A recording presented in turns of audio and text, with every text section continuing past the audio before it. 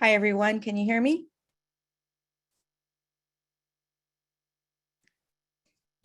Well, good morning, good afternoon for everyone. I'd like to thank everyone for joining our webinar. My name is Teresa Oliver. I am the owner of ArcPoint Labs of Santa Fe Springs, and I am also the NAC chair. I am what that stands for is the National I am the National Advisory Committee Chair for ArcPoint, and I'm very excited to be here today to share with you. So I'd like to thank everyone for joining us. We're going to go ahead and get started. I see that we have people rolling in, so I'd like to just go ahead and get started. The topic of our webinar today is keeping your workplace safe, and we're going to supercharge your drug testing program in 2022. I forgot to I'm a little bit nervous, so I apologize, but I wanted to give you a perspective of where I am in Southern California. I am about 30 minutes west of or east of Los Angeles, 30 minutes from Orange County, and I'm a very proud owner, ArcPoint owner for 7 years now. So just wanted to get that out there. Got all the shakes out, and now we're ready to go. So I'd like to thank everyone again. This is going to be a great webinar. It's keeping your workplace safe, trying to supercharge your drug testing program in 2022.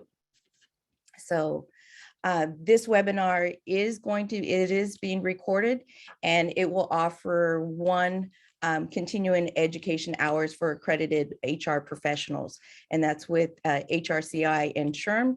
So certificates will be emailed to the participants at the completion of the webinar. So it's important to stay tuned throughout the whole duration of the webinar.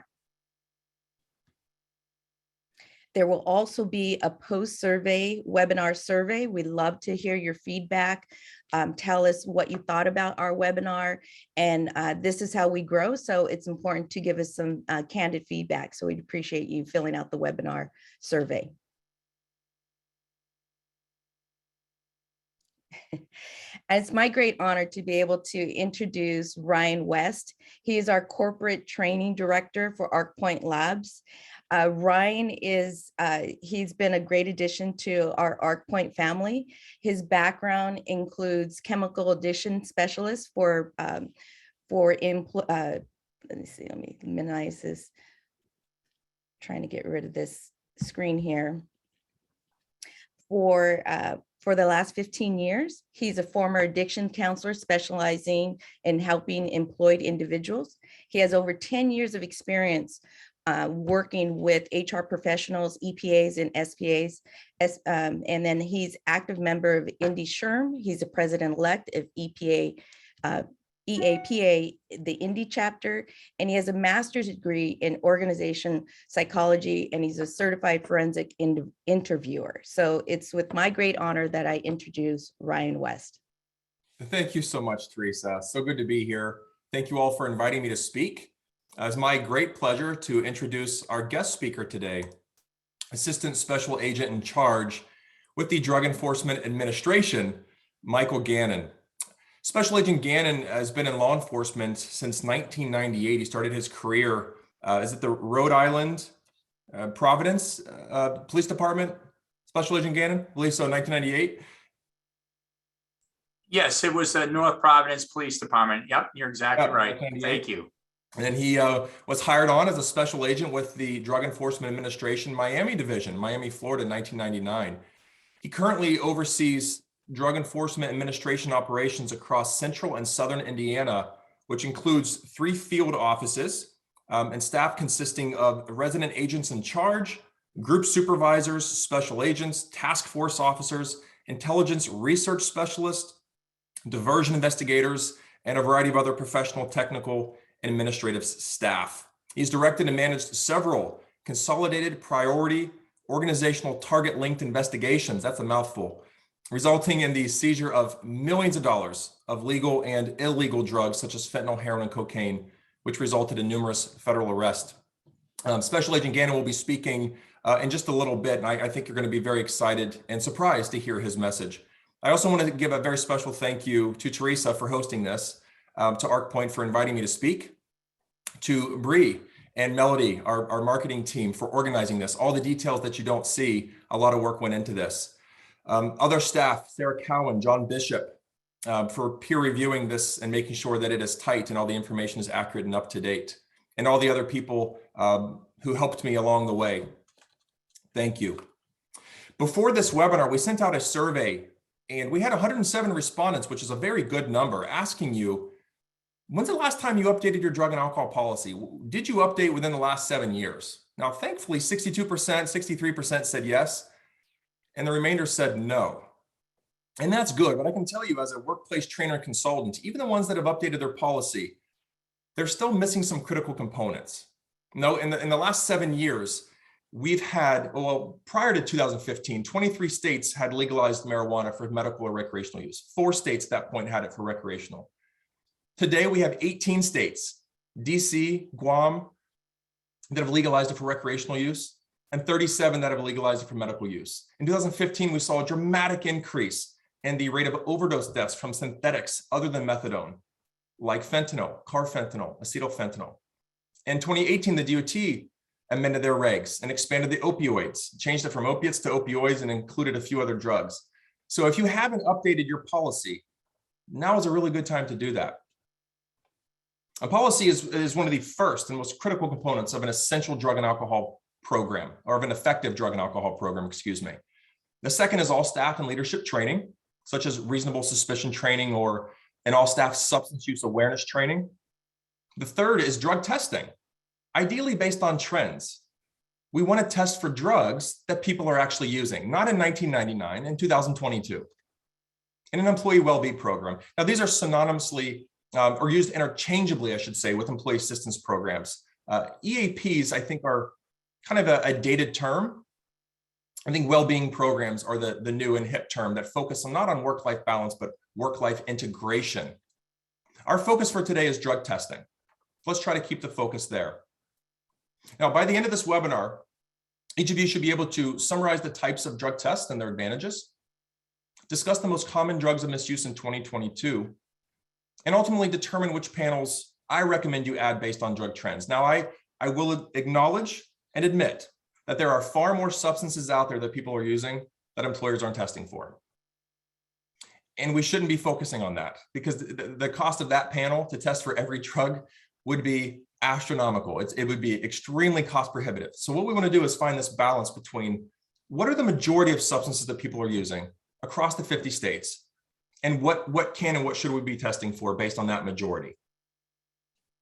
And then we're going to close by just quickly discussing the critical importance of employee well-being programs today. An ounce of prevention truly is worth a pound to cure. And even if you have a well-being program, you got to make sure that you're maximizing the benefits, that people know that they exist, so that we can prevent these issues from occurring in the first place.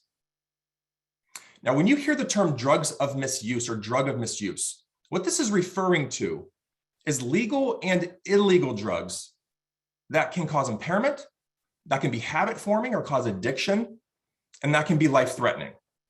And some of these substances would include cocaine, which is technically a Schedule II substance. It is by law a medicine, but it's more commonly used as a recreational drug. Crystal methamphetamine, which has seen an increased user base over the years. And yes, marijuana is a Schedule I federally listed substance. Doesn't matter how many states have legalized it, it's still a Schedule I controlled substance that can cause impairment, that can absolutely be habit forming, and that can be life-threatening, not necessarily through an overdose, but through the impairment that it can cause. People falling off of ladders, operating a vehicle under the influence, working with sharp objects, chemicals that require a permit, high voltage electricity. People become injured. In some cases, the incidents are fatal because the individual was under the influence of marijuana. Now, historically, when you hear the word impairment, most individuals would relate that impairment to an effect of motor control, that the person loses the ability to control their bodies properly.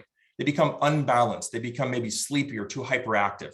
And that's what causes the safety incident. They don't necessarily consider the impact that drugs have on thought control, the ability to focus, to make good decisions, to stay on task and follow the company's safety program. So from this point forward, from this day forward, when you hear the word impairment, you want to think an effect to not just our bodies, but also to our minds. And recreational drugs have the ability to affect both. In fact, that's why they are at a certain dose, a recipe for a safety incident. Job performance as well. We don't often talk about that, but job performance certainly is another side effect of drug misuse. And there are hundreds of different types of drugs. Now, I like to follow the drug recognition expert categorization because it classifies the drugs based on shared signs and symptomology. What that means is if you look at dissociative anesthetics, PCP, dextromethorphan, which is a common over-the-counter ingredient, it's a cough suppressant, or ketamine, all affect the body and mind in similar ways. So if 10 people are taking any one of those drugs, they're going to have very similar effects. And some of these drugs can cross over. They can be classified as a dissociative anesthetic and also have some central nervous system stimulation as well. For example, alcohol is a depressant. That's how it's classified, but it was long used as an anesthetic, especially during the Civil War period. People would drink and get drunk and it helped to numb some of the pain. Narcotic analgesics, opioids like brand name Percocet or Vicodin, they relieve pain. That's the goal. That's the intended purpose of them. But for some people, they can also cause serious depression. In fact, that's the reason why overdose deaths occur, is respiratory depression. For some people at the right dose, they can cause a stimulation effect, and you would have no idea they were taking an opioid. So don't get too hung up in all the different categorizations. Just know that it exists and that the overwhelming majority of drugs you see here on the screen, you're missing on a typical 5-panel or 10-panel test. And that's okay. What we're going to do is update that panel and get you testing for the ones I think you should be testing for based on current trends today. So let's say you ingest any one of these substances, right? Or you consume any one of these substances. It could be orally. It could be, you could insufflate and sniff it. You can inject it. You can use a transdermal patch. And there's a lot of inventive ways people have used to get drugs into their body. The body absorbs it, distributes it throughout the drug, which we call, in pharmacology, it's pharmacokinetics or toxicokinetics in toxicology.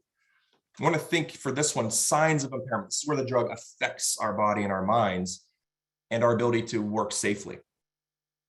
Now, our body, being that it's a toxin, it doesn't want it in there, immediately begins to metabolize, to break down that drug and excrete it from the body. And it can do so in many ways. Urine is the most common. It can excrete it through our sweat glands. It can excrete it, get a little bit of metabolites in our hair, our fingernails, and our breath. And so metabolism and excretion is where we look for evidence of drug use.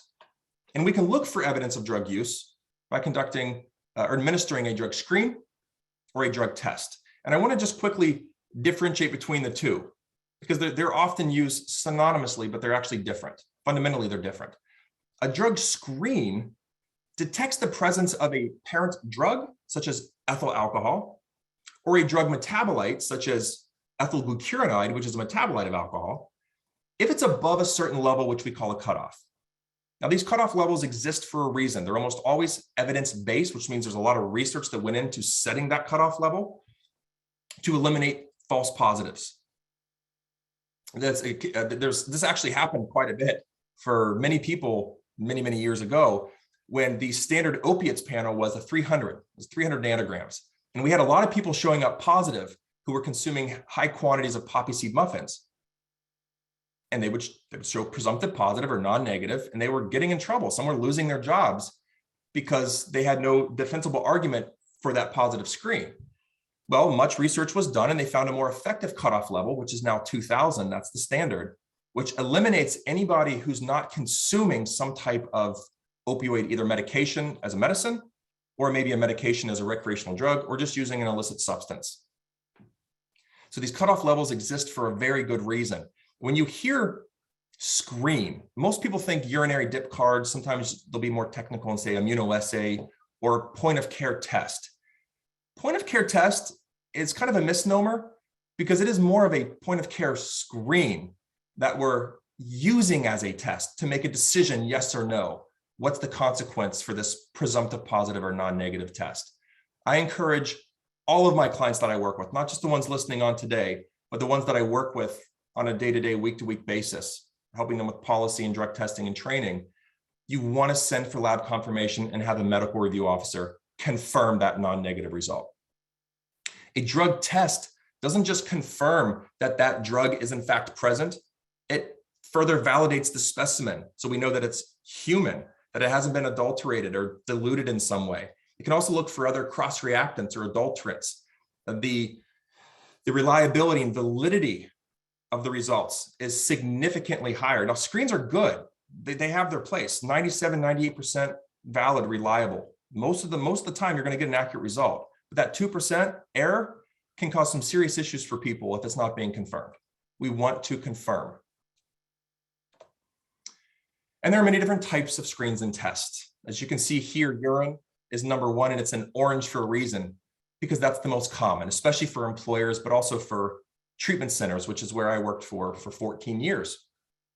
This is what we use. We also would use oral fluid for those that had a shy bladder or we suspected were actually adulterating their specimen. Urine gives employers the greatest return on their investment. They can test for a lot of drugs. It gives us a pretty good detection window. So hours after somebody last used, up to days or weeks after their last use in the case of THC. A drawback is it can be easy to adulterate. If it's not observed, people can ingest things. They can put something in the specimen that can render it negative when it should be positive. Breath is also quite common, currently limited only to alcohol. I stress currently limited only to alcohol. There's a new technology that's going to be available soon, and I'm excited to talk about that in just a few minutes here. Breath is able to detect parent compounds. So in the case of alcohol, we blow through a tube, and we know if that person actively has ethyl alcohol in their system. And there's been so much research done on alcohol that we can actually correlate the number in the breath, like a 0.08, to some level of intoxication or impairment. Oral fluid is actually also quite common these days, can give us instant results, can also look for parent compounds in addition to metabolites or byproducts of the drug. Another advantage is for people who are stalling or waiting to produce, or we think they might be trying to tamper with their urine specimen. We can catch them by surprise with an oral fluid test. So it can be harder to adulterate if administered properly by a trained technician. Hair is also quite common. When I worked as a counselor, again, one of my specialties was working with employed individuals. In fact, I got to a point where my CEO and my clinical director would intentionally send me the hard cases, which typically involved physicians, nurses, attorneys, and sometimes pharmacists, because they can be a little more challenging to work with if they don't want help. Their intelligence can get them into a little bit more trouble. But it was very common for those populations to be subjected to hair test, those in the medical profession. It's actually becoming more and more common for those like in the trucking industry to certainly follow the DOT rules and regs, but as a separate test to administer a hair test, because it can go back to like 90 days. So we know that who we're hiring doesn't have at least a semi-recent history of drug misuse. Blood is a little invasive, but it can be used. In some cases, it must be used. Almost impossible, if not entirely impossible, to adulterate. Gives us a narrow detection window, can look for active compounds, active parent compound, and metabolites. Perspiration is not commonly used except for out of the criminal justice system. We had a lot of patients that were in DUI treatment court that would come in with their bracelet on. So if the person drank, it does come out in the sweat sometimes, and that would alert their probation officer. And then a relatively newer technology, fingernail testing, gives us the longest detection window. Some studies say 4 to 5 months, others say 8 to 12. I think a fair average is about 6 months, and it can be nearly impossible, if not impossible, to adulterate. But just to recap this slide, know that the most common is urine, followed by breath, oral fluid, and also hair, and that the value of a drug test depends on what we want to know. I'm going to circle back to that point in just a second here. We'd also asked in our survey, how many of you have updated your drug panels within the last 7 years? Now, the great news is 50% of you said yes. The not so great news is 50% said no or unsure. And the not so great news is of all the people who responded, there's probably a really good chance that even the ones that said yes are still missing really important substances. If you're running a DOT 5 panel or common 10 panel, which you can see here on the screen, these aren't bad. they're just not as effective as they should be. If you're running any one of these in 1996, 2001, I would say these are good panels. People might still be using methaqualone. Propoxyphene was still a commonly prescribed narcotic analgesic. But in 2022, they're left wanting. They're inadequate, specifically for one substance that is responsible for about 2/3 of the overdose deaths in the United States today. I'll get to that in just a moment. Let's quickly examine alcohol use and what happens here. When a person ingests alcohol, their liver immediately begins to break it down and produces all these metabolites. One of them is ETG, we call ethylglucuronide. And treatment, running an ETG test is quite common, especially on a Monday. Why? Because ETG stays in the urine for 3 to 4 days. And so if we're in a rehab and we want to know if a patient should be abstaining from alcohol, we want to know if they're supposed to be doing that. Is a breath test valuable? Sure it is. But if they know that breath tests only detects active alcohol or ethyl alcohol, they'll just stop drinking on Sunday. But if we want to know if they were abstinent the entire weekend, we're going to run an ETG test, because especially if it's heavy or binge use, it's going to pick it up in that screen. It's going to tell us that this person used at some point within the last 3 or 4 days. So just what I said a moment ago about the value of a test depends on what we want to know. If I want to know if you stayed abstinent the last 3 or 4 days, ETG is effective. If I want to know if you show up to work Monday morning and you're under the influence, an ETG test is pointless. This is why employers don't run an ETG test. They conduct a breath alcohol test, because we don't care if you drank on Saturday night or even Sunday night. We care if you show up to work Monday morning and it's cleared your body and you're able and willing to perform your job safely and effectively. Now, this is a serious problem as more and more states are legalizing marijuana for both medical and recreational use. When a person ingests any type of cannabis product that contains THC, this is medical, recreational, or even over-the-counter CBD products that contain levels of Delta 9 or Delta 8 THC.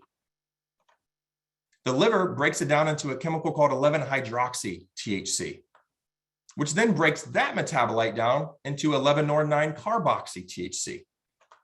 Don't get hung up in the language. Just know that carboxy THC is what most employers are looking for today. It's in urine, and it is an inactive compound, which means it is not causing any level of impairment. It's not an intoxicant. It's an inactive byproduct of THC metabolism or metabolization. So we know that they used at some point in the last few days, maybe in the last few weeks, but we don't know if they're actively impaired unless we have a reason to believe they are based on observable signs of impairment. This is a serious problem. For employers who are saying, I want to get rid of the panel, I live in a state, it's legal, it's recreational, it's medical, and I want to at least take it off the pre-employment post-offer. Keep it for reasonable suspicion. It's a fair argument. I completely understand. And I also understand the counter arguments for not doing that. But my point is, let's not get rid of marijuana. Let's change the way we test for it. Let's start looking for active THC, similar to alcohol. And that's where we're heading. And so I'm not affiliated with the Hound Labs marijuana breathalyzer. We are an approved vendor and we will be able to use this with our clients, but I'm not getting a commission. So please, for those of you thinking this is a sales pitch, it's not. It's just excitement that we're finally changing the way we test for marijuana. This has been a long time coming. It will be available soon. I wish I could give you more details than that, but just know that it will be soon and that ArcPoint will have access to this technology so that employers can feel more confident that, hey, we don't need to get rid of marijuana. Let's change the way we test so we know if somebody is actively at least under the influence to some degree of this substance. All right, so at this point, you should have a better understanding of what a screen is versus what is a test. I've encouraged all of you to make sure that you're sending these urine specimens out for lab confirmation and medical review to potentially rule out any valid medical explanation for that positive result. This is going to reduce your liability as an employer. And let's shift to trends. What are people using? Now, the Drug Enforcement Administration's National Drug Threat Assessment is very helpful and giving us insights into the drug trends year after year. So in 2020, yes, not a surprise, illicit fentanyl skyrocketed. Methamphetamine also went up. New psychoactive substances, or NPSs, or designer drugs like spice or K2, synthetic cannabinoids, or bath salts, which are synthetic cathinones, flakka. Cocaine steady to 2020, controlled prescription drugs decreased, which is good. Alcohol is not mentioned. Quest Drug Testing Index, very good for helping us understand, hey, what are the positivity rates between the types of drug test? What's the positivity rate for reasonable suspicion or for cause? Oh, it's about 35%. Okay, that's helpful. What is it for post-accident? It's about 10%. Pre-employment, it's hovering around 5%. That's helpful to know. It's also helpful to know what substances are showing up the most. We see here marijuana showing up. Number one, general workforce, federally mandated, safety sensitive. Marijuana is number one. Amphetamines and opioids are neck and neck for that number two position. Where Quest DTI, unfortunately, some of the drawbacks to it, what's lacking, is that it only shows us the positivity rates for what it's testing for. So for example, if we should be testing for buprenorphine, it's not going to show up because that's not a common panel. Fentanyl, we should be testing for that, but we're not, so it's not going to show up. So it shows us positivity rates for some of the drugs that people are using, but not for others. And that's why I really do appreciate the National Survey on Drug Use and Health. This is what I rely on every single year. It's published typically in the fall, around October, and it looks at not just the workforce, but drug use and also mental illness trends all across the United States. And we see marijuana is number one, prescription pain relievers number two, hallucinogens number three, etc. Now, what substance is missing? What's missing from this chart here? Alcohol. In 2020, the National Institute on Alcohol Abuse and Alcoholism estimates that drug-related or alcohol-related overdose deaths exceeded COVID-19 deaths. That typically we see an increase of about 2% alcohol rates in the United States. It was 25% in 2020. Why? Alcohol was one of the most commonly used substances to cope with stressful events. It's ingrained in our culture. We have commercials showing that it's Miller time. It's a good time. Have a beer with your buddies. And 90% of people that drink don't have a problem, but about 10% seriously do. And we cannot forget that it, in fact, is a very serious and health damaging substance. It belongs to a class of drugs I call the big three: alcohol, marijuana, and opioids. Out of roughly 330 million people in the United States, about 61.6 million are binge or heady users of alcohol. We don't need to get into the definition, just know that that means they're drinking to get drunk. And roughly 28.3 million have alcohol use disorder, which is the clinical term for addiction. That's about half. 49.6 million marijuana users, giving alcohol a run for its money. 4.2 million have cannabis use disorder, which is addiction to marijuana. 9.5 million opioids and 3 million opioid use disorder. You can click on that link for state-specific info if you'd like, but I want to stay on opioids for just a second. And just think for a moment why I might put a Boeing 737 up there. Why would I do that? This is one of the most common commercially used planes in the United States today. Passenger capacity is 162. The rate of drug overdose deaths in the United States is currently estimated at 275 people every single day. This was the weekend or the month ending April 2021. Month ending October 2021, that number jumped up to 288 people a day. That's equivalent to 12 fully loaded commercial 737s crashing every single week, assuming that there are no survivors. And what's the substance that's predominantly responsible for that? Well, I can tell you it's not on this screen. It's not in this graph. If you're conducting only a DOT 5 panel or a typical 10 panel in most cases, these prescription drugs will show up. These prescription drugs will not. Buprenorphine, fentanyl, methadone, tramadol, very commonly misused substances that will not show up on your current panels. What's most important, the one that I want to focus on for just a moment and hand it over to Special Agent Gannon, is fentanyl. If you take a look at this graph here, in 2015, the overdose death rates from fentanyl and synthetics like fentanyl skyrocketed. You must add this as a panel. Special Agent Gannon would love to hear your thoughts on the current opioid crisis, where we stand, and also the special message that I'd love for you to share with our audience. Yes, thank you. First of all, thank you for having me. It's an honor to be able to speak about what's going on in the country with fentanyl. Obviously, very serious stuff that we're seeing. Just to give people a little bit of perspective, fentanyl is just flooded the United States. The latest numbers for the CDC ending in October for 2021, over 105,000 people are dying because of a drug overdose. Fentanyl obviously plays a critical role in that number. To get things into perspective, the precursor chemicals for fentanyl, obviously a synthetic made drug, come from China and they're shipped to Mexico. And the cartels are flooding the country with fentanyl, and they make them in these labs in Mexico, and they flood the United States with it. For example, I live in Indianapolis. In just Indianapolis alone, we had over 800 drug overdoses for 2021, and 638 of them were because of fentanyl. And to put things into perspective, how lethal fentanyl can be, there's several examples that we typically tell people.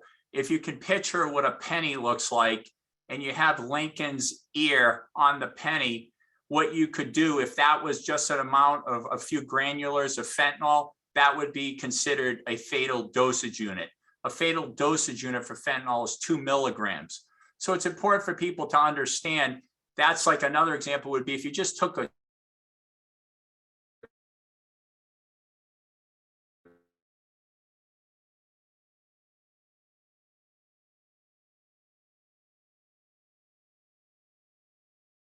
tip of, because sees enough fentanyl that would kill potentially a fatal dosage unit for every American in the United States. In Indianapolis alone, it's the same thing. Our population is almost 1 million people. We've seized enough fentanyl in our area of responsibility that it would be enough to kill the entire city for fentanyl. What's scary is that fentanyl, as Ryan had alluded before, it's being put in many drugs. And the reason they do that is because these drug cartels, they don't care about people. They don't care about families or whose lives they're destroying. What they care about is that they're making money. So they want to have the most potent product that they can put out there. And when you can put fentanyl in it, to put things in perspective, for fentanyl, 100 times more potent than morphine and 50 times more potent than heroin. When they start adding that into drugs, the potency's through the roof, and then they're going to get money and they're going to continue to make money. Unfortunately, they're not telling people that they're putting fentanyl in these drugs. So it's very scary stuff. And when you deal with drugs like cocaine and heroin, it comes in powdered forms. People are able to put any type of cuts that they want in that. So oftentimes fentanyl can find its way, especially in heroin, to make it a stronger dosage unit, and they can make more money off that. The other thing that we're seeing, and the scary thing that's going on throughout the country, is that they're making counterfeit pills that are mimicking prescription pills. So this is very serious stuff. And it's not just like pills such as an M30 or Percocet.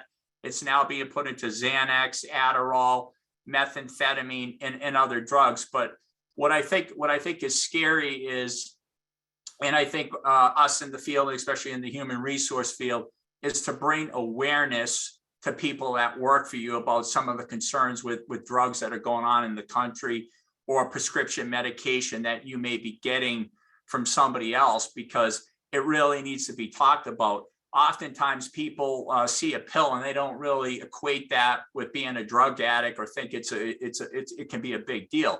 And within the message we like to send out to people is, if you were to take a prescription pill that somebody would recommend for you, it's so important that you went to a doctor and they examine you and determine that, number one, there was a necessity for you to have that pill. And number two, your body, which is different than everybody else's, can actually handle it.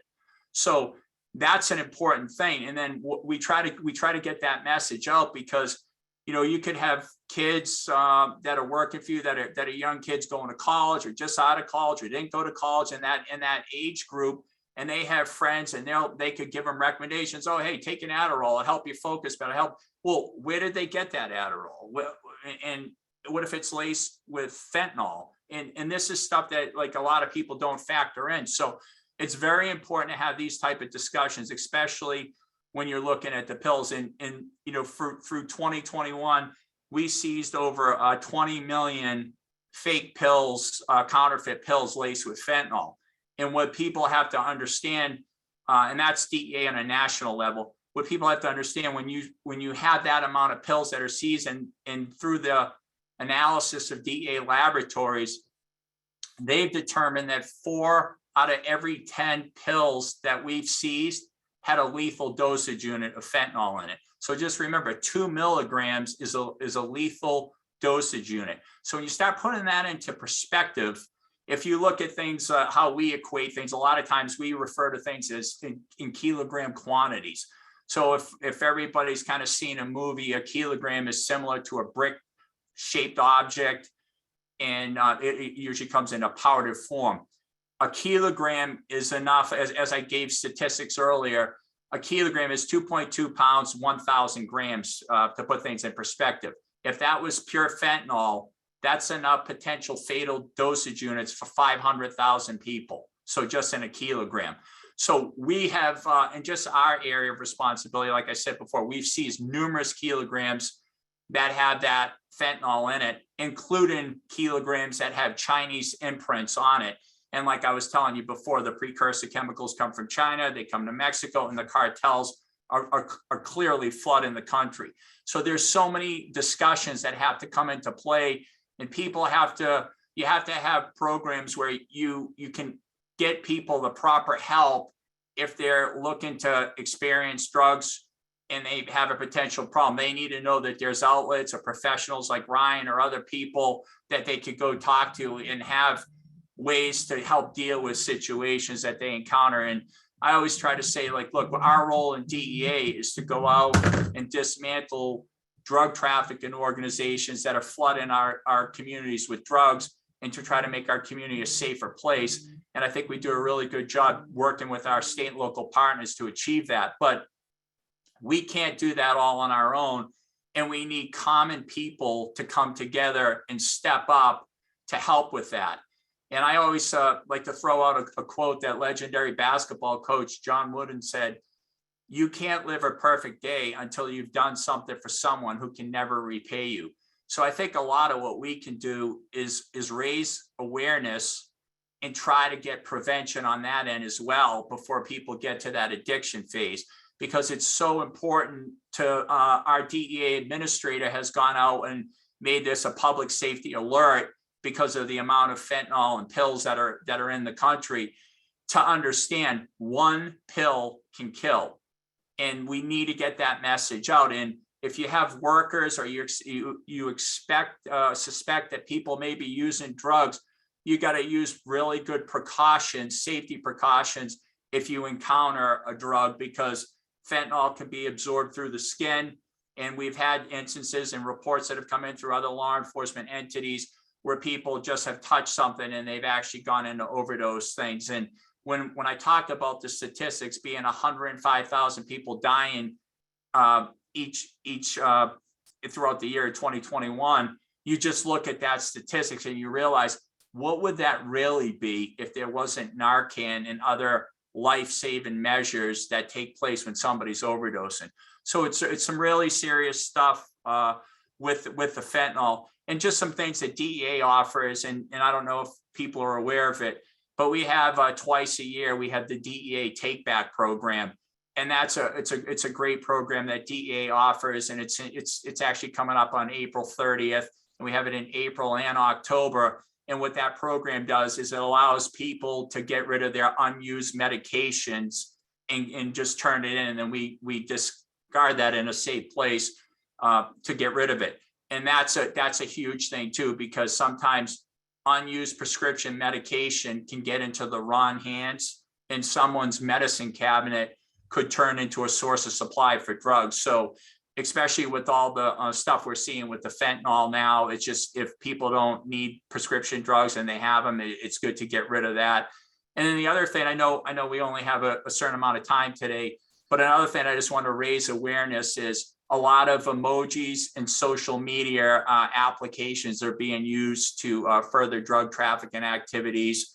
And that's important to realize that emojis can mean more than when you think they might, especially in the context of some of the conversations that people are having. So that's something to keep in mind as well.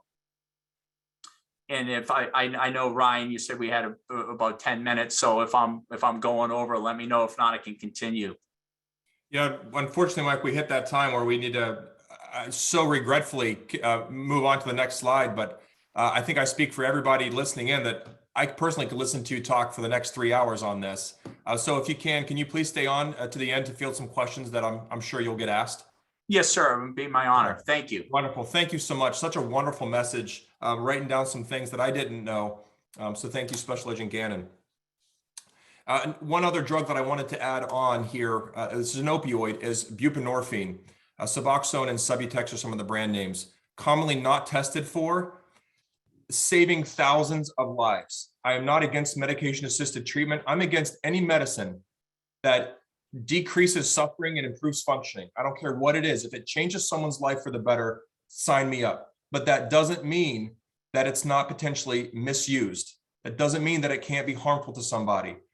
Buprenorphine saves lives, but it also can end them. So just like other prescription opioids, it's misused and it's not going to show up on your panel. Kratom, sometimes pronounced kratom. This is an opioid-like substance that also has stimulation-like effects. This kratom is actually a leaf that's native to the Mitragyna speciosa plant, native to Southeast Asia and Africa. It's been an herbal remedy for hundreds, if not thousands of years, commonly used by people who are trying to come off of heroin or other opioids to help calm their nerves, help them sleep, and help curb some of the withdrawal effects. But it can be misused. It can be habit forming. It does have side effects that can cause impairment in addition to euphoria. It's not going to show up. I'm not saying you should test for this. It's only a legal Schedule I substance in 7 states. Indiana is one of them. I believe Alabama, Arkansas, Tennessee, Wisconsin. And the others are escaping me.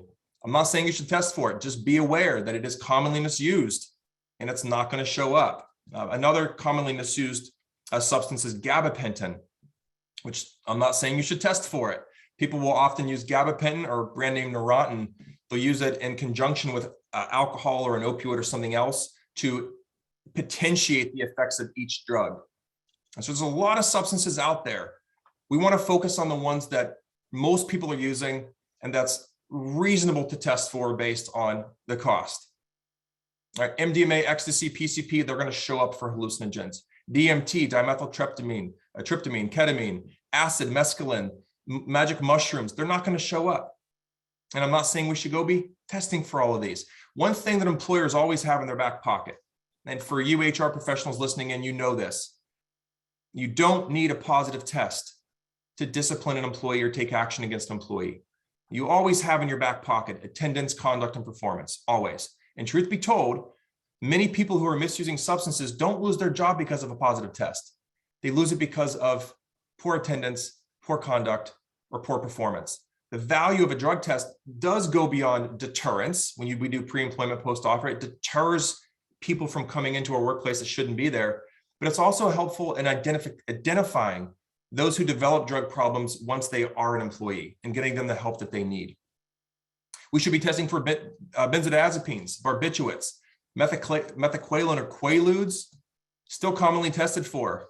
No one's using these anymore.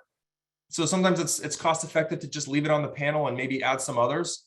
But ideally, we would drop this from our panels and replace it with something that people are actually using. Amphetamine methamphetamine. Desoxyn is the only prescription methamphetamine that is pharmaceutical grade methamphetamine. Ritalin will not show up. Provigil will not show up. And almost all aerosols, gases, amyl nitrate put into diesel fuel can get you high. Volatile solvents, gasolines, glues, paint thinners, keyboard cleaners. People use these. They're not going to show up. So what should we be testing for? This is ultimately the slide that we wanted to get to. This is why this presentation was built. Based on what people are using today, I recommend a 12-panel urine screen with lab confirmation, test, and MR review. Amphetamines, barbiturates, when we run a benzodiazepine panel, we want to make sure it's expanded. Alprazolam, Xanax, oxazepam is a standalone medication. It's also a metabolite of other benzos, but we want to expand it to include chlordiazepoxide, which is Librium, very commonly used by those who are going through alcohol withdrawal or opioid withdrawal to help them calm down and help them sleep. Clonazepam or Klonopin, probably one of the most misused benzodiazepines on the street, and lorazepam or Ativan. We want to make sure it's expanded to include all of those because they each have their own unique metabolite. Cocaine, marijuana. I advise we drop methaqualone and propoxyphene. Propoxyphene was FDA banned, I believe, 2013. The positivity rate in 2019 was 0%. In 2017, 2018, and 2020, it was 0.001%. Why are we testing for a drug that no one is using anymore? We should be testing for buprenorphine. Fentanyl, Special Agent Gannon reiterated, that is what is causing the most overdose deaths. That's what's being put in so many other substances. Add it. Methadone, oxycodone. Make sure we're expanding our opioids if it's not already expanded. And then I do advise tramadol. It's a Schedule IV atypical opioid, but I can tell you what the literature states, and I can also tell you what my experience is. The literature states it's a Schedule IV, which means it's less habit forming and has a lower risk for abuse and less risk for dependency as well. We also, for about 20 years, said that SSRIs did not have any withdrawal syndrome. We now know that that is completely not the case. I'm not saying that I'm not trying to be an MD here. I'm just saying that from what I've seen, tramadol is absolutely habit forming. It has withdrawal that is horrible, and people can become quite addicted to it. So, and it's also one of the most commonly prescribed opioids in the United States today. So I advise that people add it. At this point, you should all be able to summarize the types of drug tests, screens, the difference between them, and some of their advantages, disadvantages. You should be able to discuss the most common drugs of misuse in 2022 to an extent. And based on our last slide, determine which panels to add based on drug trends. I said I was going to just quickly touch on the critical importance of employee well-being programs, and I want to make good on that promise. In 2020, the National Safety Council sent out a survey to 350 industry professionals. 2/3 were HR and safety, the other was other management. It was a nice split between size of company. About a third was small, mid-sized, and a third was large. And there was an even representation, I think, of actual industries. 31% industrial, 26% social services, 23% professional, even some retail in there. Now, what they were asking of these people in this survey was, should we redefine our understanding of workplace impairment? Should we change the definition of impairment? Because traditionally, it really only included drugs of misuse. Should we say that maybe fatigue causes a level of impairment? Maybe stress causes impairment. If you're at home focused on your finances, or you're worried about paying your mortgage and keeping your house, if you have a health condition like COVID and you show up to work, are you impaired? Do you have a diminished ability or reduced level of focus at work? Are you able to follow your safety program? Are you making sound, good decisions? Over 90% agreed that we should expand our understanding of what impairment really means. And it's largely driven by stress. Stress theory, but there's many models. There's over 20 models that help to explain what addiction is and how mental illness develops. My favorite is the stress theory, because I've seen thousands of patients in my career, and every single one of them, upon presentation, has some level of stress. And if stress wasn't the genesis or wasn't the initial cause for the addiction itself caused a level of stress, which perpetuated more drug use. When we experience a level of stress and it's chronic and it doesn't go away, it changes the way our brain functions and makes short-term maladaptive strategies more attractive. And so when I see a person, or when I see a statistic like at the beginning of a pandemic, the week ending, was it March 13th, when the pandemic was announced in 2020, that online sales of alcohol went up over 260%, I immediately think coping. That's what we do. We have a level of stress, and we're now using a substance to cope with that. And alcohol is the least stigmatized drug, so it's what we turn to. When someone shows up at work and they're having a variety of emotional, mental symptoms, physical symptoms, I can't help but wonder if stress is driving that. And for so many people that drink, use drugs, gamble, engage in other addicting behaviors, I can't help but wonder, is stress driving that? Are they turning to the drug as a means of a temporary solution that is going to create a long-term problem, which we call addiction. So why are workplace wellness programs so important? They emphasize prevention over intervention. Intervention is a good thing, especially if we can halt the progression of an illness. That's good. But ideally, we want to prevent it from happening in the first place. And they give employees a confidential outlet for getting help for what is still a highly stigmatized condition, which we call addiction. And even mental illness is still highly stigmatized. So, and in closing, one of the other surveys, questions that we had asked was, my company has an employee assistance or employee well-being program. And awesome, 84% said yes, which is consistent. 85% of Fortune 5s have one. Less than 10% of companies with 50 or fewer employees have one. That's a problem. But I will issue this challenge to all of you listening in. If you have a well-being program, what is your utilization rate? Are they accessing your website? Are they listening to the monthly trainings, personal and professional development? How many counseling sessions do you have? If you have less than 4, that's a problem. Studies show that if you have at least 4 or 5, that's what your staff will use. Are you marketing it? Do they know that it exists? I cannot tell you how many presentations I've done where I'm asking the human resource professional who hired me, hey, what's your EAP?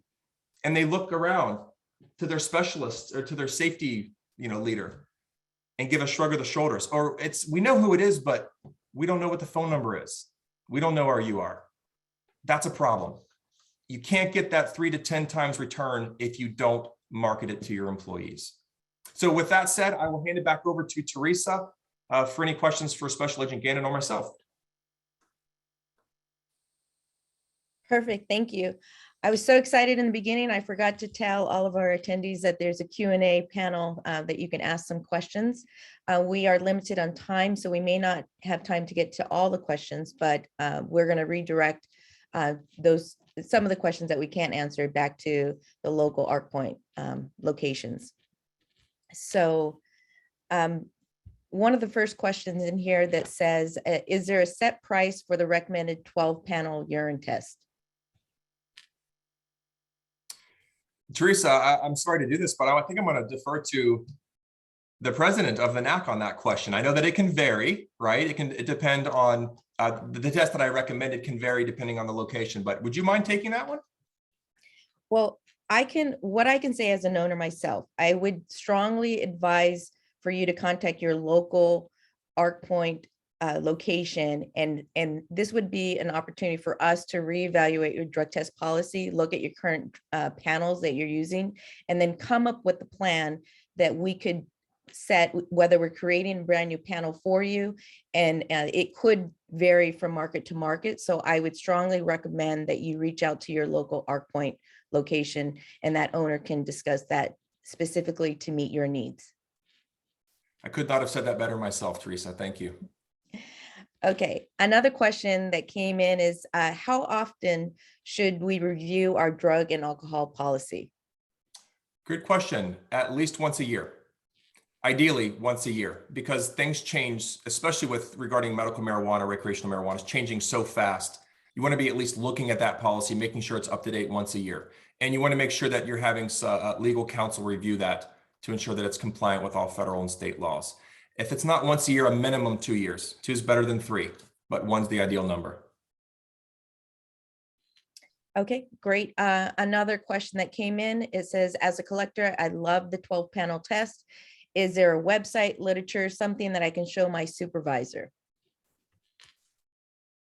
Yeah, great question. This 12 panel that we have is something that ArcPoint can certainly put together. And did I see another question on there that, can we get the 12 panel slide? Yes, I believe, marketing, feel free to correct me on this, but you can have access to these slides. You can have access to the 12 panel slide that I just had, which you're welcome to show your supervisor. In regards to website literature, there's an abundance out there, but none of them that have, as far as I could see, it's going to list the 12 panels that I recommended, dropping methaqualone and propoxyphene. So you'd have to do a lot of research and kind of piece together what I put together on that recent slide. But show them the slides that I put together, by all means. And Ryan, do you want to talk about how we're going to share all the webinar to all of the attendees that were able to join us today? I would love to. I don't know if marketing's willing to come on, but so this will be. Did I see them unmute themselves? Yeah, I'll go ahead and jump in here. Excellent. For those all attending, we will be sending out a copy of the deck with some post-webinar communications. So the slides that you saw today from Brian and a lot of the notes that you guys are asking regarding the slide presentation, everyone who attended will receive a copy of the deck. Excellent. I do see another question in here that says, what other services does ArcPoint offer to businesses outside of drug and alcohol testing? Teresa, I'm happy to respond to that, but I would love for you to back me up on that too. So yeah, ArcPoint is certainly known for toxicology, right? We got into the space, drug and alcohol testing space over 20 years ago, but we have long ago expanded our service to include background screening, DNA testing for the court's paternity, ancestry, diet, weight loss, COVID-19 testing. We have health and wellness panels, some really cool serum eye drops, which we draw blood, and we create tiers using your own blood, which is good for those with chronic dry eye issues. We have a really cool sneak peek gender reveal test, which is at 99.1% accurate in revealing gender at 8 weeks. So there's so many services that we offer above and beyond drug and alcohol testing. Great question. That's just a high level. Teresa, did I miss anything? No, but now the sneak peek can now be offered at 6 weeks of pregnancy. So actually, you did a good job summarizing all of our many services that we offer to our clients. And let's see. One of the things we also want to mention is that we're going to have that post-webinar survey. We want to make sure everyone gives us their feedback. And let's see, we're getting close to, we have about 1 minute left. So Ryan, do you want to close with anything? I do actually want to ask Special Agent Gannon a question, because April is Stress Awareness Month and also Alcohol Awareness Month. And I don't think it's a coincidence that those two are happening in the same month, right? He had mentioned that the drug take back. When did you say that was? Is in April 30th. April 30th and also October. So Agent Gannon, do you have any recommendations for those listening in? Anything that they can do? Maybe go to your website to get more information about those. And if not, that's not just for illegal drugs, that's for prescription drugs as well, correct? Yeah, it's for prescription drugs, not illegal like drugs that. So really the best way to access anything would be to go to DEA.gov. But if you put DEA take back, what it'll do is it'll come up with the site, and then all you have to do is put your zip code, and then it'll have drop-off locations within a close proximity to where you live all over the country. And that's what the DEA Take Back program offers. And two other things I just wanted to bring to people's attention.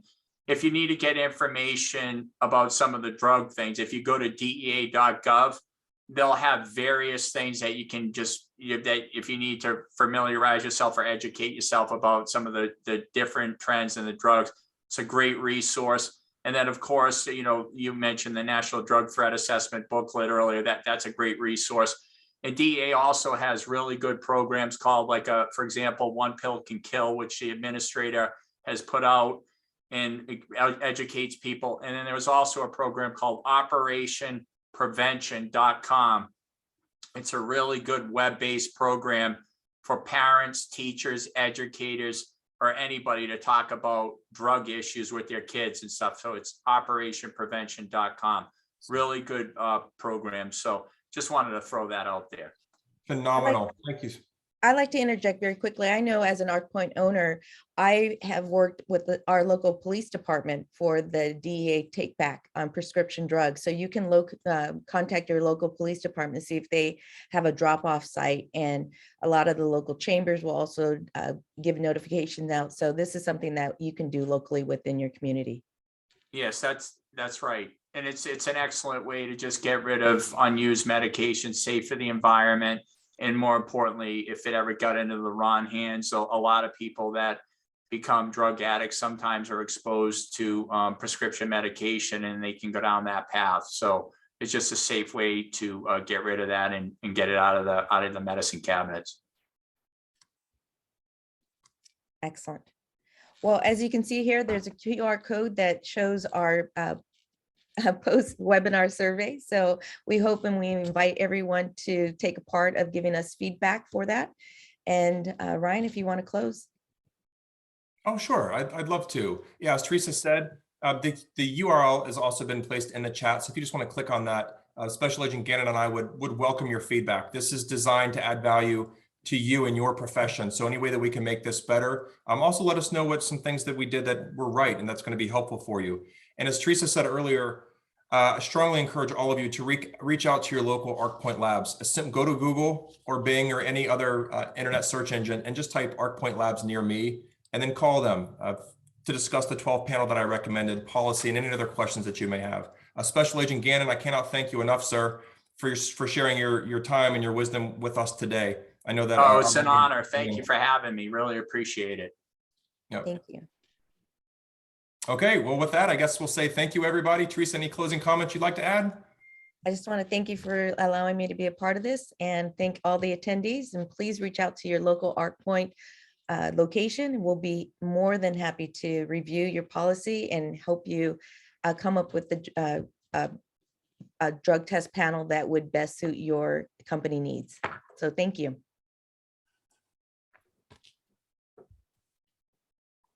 Okay, well, enjoy the rest of your week, everyone. We'll see you at the next ArcPoint Labs event. Thank you. Thank you.